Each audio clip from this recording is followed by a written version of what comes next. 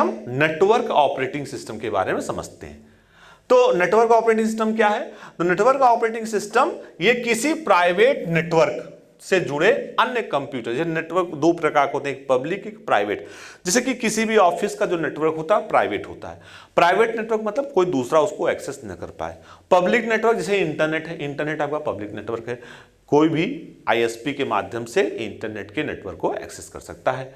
तो यहां से बता रहे हैं कि प्राइवेट नेटवर्क जुड़े अन्य कंप्यूटर तक फाइल, प्रिंटर, सुरक्षा, एप्लीकेशन और अन्य कार्यों को साझा किया था। मतलब फाइल को साझा कर सकते हैं, प्रिंटर को कर सकते हैं, कोई सिक्योरिटी उसको भी कर सकते हैं। इस सिस्टम को टाइटली कपल्ड सिस्टम भी कहते हैं। इस सिस्टम को क्या कहते हैं? Tightly coupled system. मतलब आपस में जुड़े हैं, ठीक है, आपस में जुड़े हैं लेकिन टाइटली हैं। मतलब एक को बदलेंगे तो दूसरा अपने आप बदल जाएगा। लूजली मतलब जैसे लूजली में ये दोनों अलग अलग थे, लेकिन टाइटली में अगर ये कलाई गई तो ये पूरी की पूरी अंगुली भी आएगी। तो ये टाइटली कपल्ड है, मतलब जुड़े हैं, आपस में जुड़े हैं। ऐसा नहीं कि हम अगर इसको मोड़ेंगे, कलाई मोड़ेंगे तो अंगुलियों को नहीं मोड़ सकते, ठीक है। तो टाइटली कपल्ड मतलब एक सिस्टम को मोड़े तो दूसरा जो उससे सिस्टम जुड़ा है वो भी अफेक्टेड हो, तो उसे बोलते हैं टाइटली कपल्ड सिस्टम, ठीक। तो ये टाइटली कपल्ड सिस्टम है, जिसमें ये क्लाइंट कंप्यूटर है, सारे क्लाइंट कंप्यूटर हैं, ठीक है, क्लाइंट कंप्यूटर है, और ये सर्वर से जुड़े हैं। तो सर्वर से जुड़े हैं तो सर्वर जो है सब क्लाइंट सिस्टम को मैनेज करता है, और सारा का सारा मतलब कि कमांड आपके सर्वर के पास होता है। दो टर्मिनोलॉजी को अच्छे समझिएगा, एक क्लाइंट और सर्वर। क्लाइंट वो कंप्यूटर होते हैं जो सर्विस लेते हैं, और सर्वर वो कंप्यूटर होते हैं जो सर्विस देते हैं, ठीक है। तो कभी एग्जाम में इस तरह पूछा जाए या कोई पूछे तो आप उसको आराम से बता दीजिए क्लाइंट क्या होता है और सर्वर क्या होता है। अब हम कुछ क्वेश्चन देख लेते हैं जो परीक्षा तथ्य सार हैं, जो इंपॉर्टेंट चीजें हैं।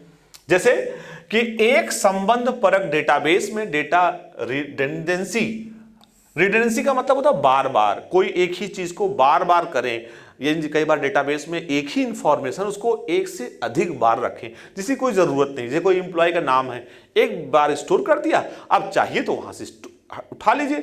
पता चला एम्प्लॉय के बारे में हमें 10 जगह इंफॉर्मेशन चाहिए, तो एक जगह रखें, फिर दूसरी जगह रखें, फिर तीसरी जगह रखें, तो ये अच्छा नहीं माना जाता। रिडंडेंसी मतलब एक बार इंफॉर्मेशन रख दिए, अब जहां चाहिए वहां से एक्सेस कर लिए, ठीक है। तो डेटा रिडंडेंसी को कम करने की प्रक्रिया को क्या कहते हैं? नॉर्मलाइजेशन कहते हैं। ये बड़ा डेटाबेस का बहुत बड़ा कॉन्सेप्ट है। इसमें नॉर्मलाइजेशन में कई स्टेप्स होते हैं।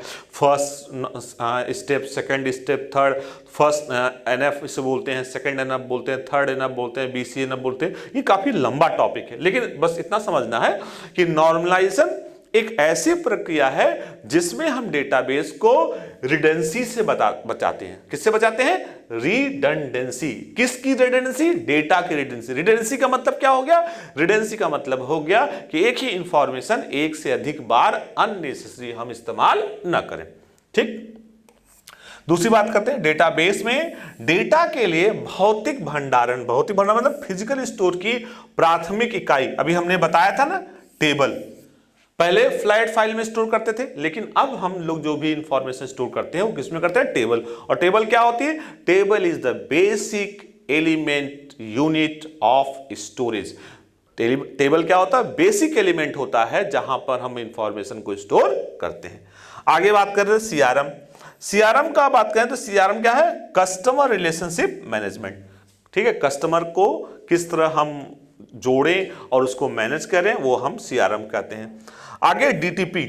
डीटीपी आपका होता है डेस्कटॉप पब्लिशिंग, बड़ा इंपॉर्टेंट है। जितने भी आज के पब्लिशिंग हैं सब desktop publishing. DTP desk on top. वैसे तो डेस्कटॉप हम कंप्यूटर बोलते हैं, लेकिन डेस्कटॉप पब्लिशिंग के अंतर्गत बेसिकली 3 प्रकार के सॉफ्टवेयर आते हैं। एक आता है पेज मेकर, दूसरा फोटोशॉप, तीसरा कोलरड्रा। इनकी मदद से हम वो सॉफ्टवेयर जिनकी मदद से हम पब्लिशिंग का काम कर सकें, और वो हमें किसी बहुत बड़े चीज होती है, हमें सिर्फ डेस्कटॉप की जरूरत हो और इन सॉफ्टवेयर की जरूरत हो, उसे हम बोलते हैं डेस्कटॉप पब्लिशिंग। ये ठीक है, जैसे कि जितने भी मैगजीन निकलते हैं, पेपर का छपना, मैगजीन का छपना, शादी का कार्ड, ये सब डीटीपी में ही किया जाता है।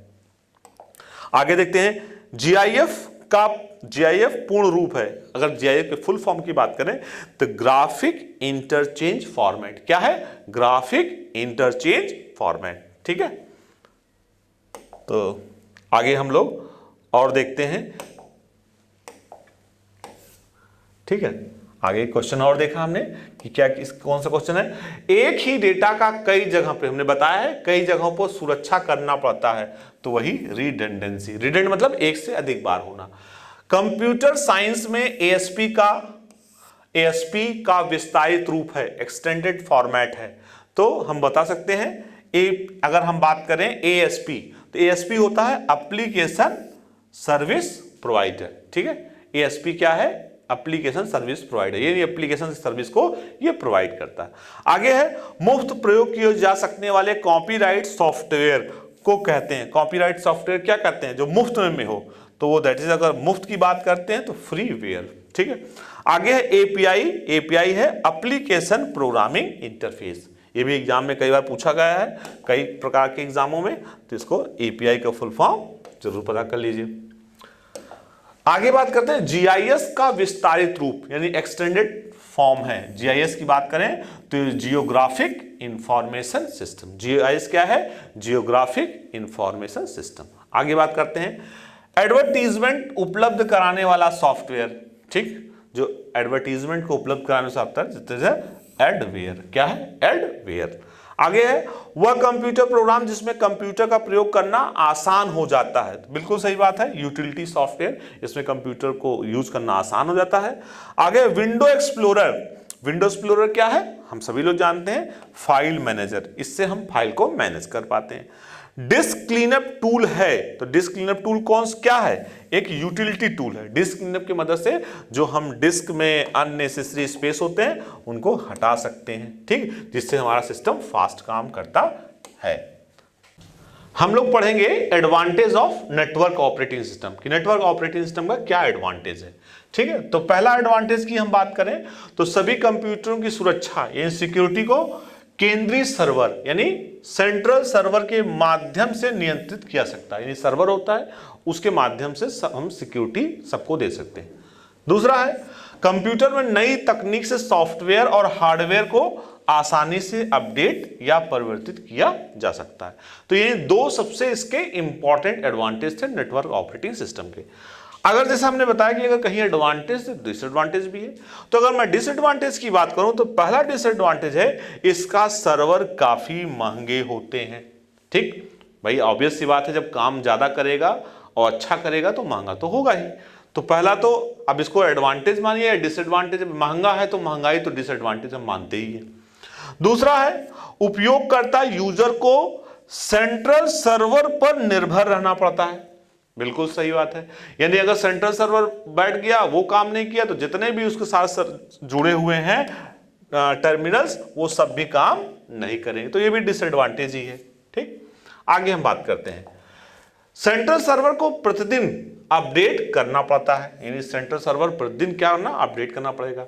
तो प्रोग्राम को प्राप्त होने वाला प्रोसेसर एवं उसके समय का निर्धारण प्रचालन तंत्र करता है, ये भी एक तरह से कंट्रोलिंग की बात है।